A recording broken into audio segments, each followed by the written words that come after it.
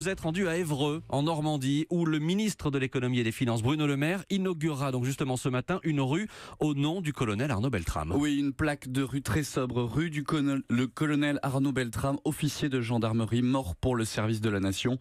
Des jeunes collégiens et des anciens combattants participent aujourd'hui aux commémorations du 8 mai.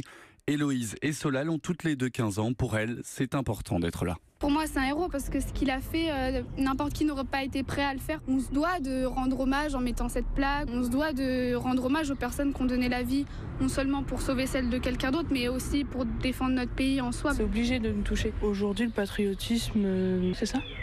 Victor, dans son discours aux Invalides, Emmanuel Macron a eu ces mots: le sacrifice du colonel Beltrame nous oblige et nous élève. Et manifestement, ces mots ont fait mouche chez beaucoup. Oui, et quelle que soit la génération, des anciens combattants aux collégiens, tous m'ont confié qu'ils avaient été très marqués par le discours du président.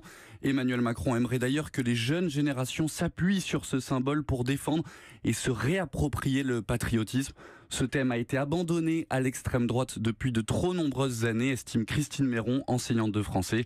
Pour elle, l'important, c'est de trouver les bons mots. C'est vrai qu'aujourd'hui, le mot patriotisme est teinté idéologiquement.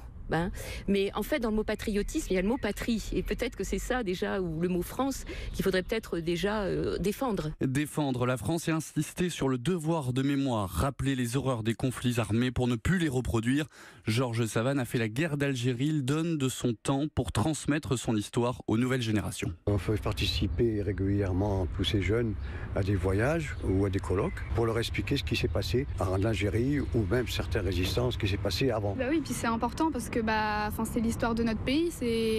Ils ont combattu pour notre pays, pour la patrie. Et c'est la mémoire. Un devoir de mémoire que ces jeunes sont prêts à assumer. Les anciens combattants notent d'ailleurs qu'ils sont de plus en plus nombreux et impliqués dans les commémorations.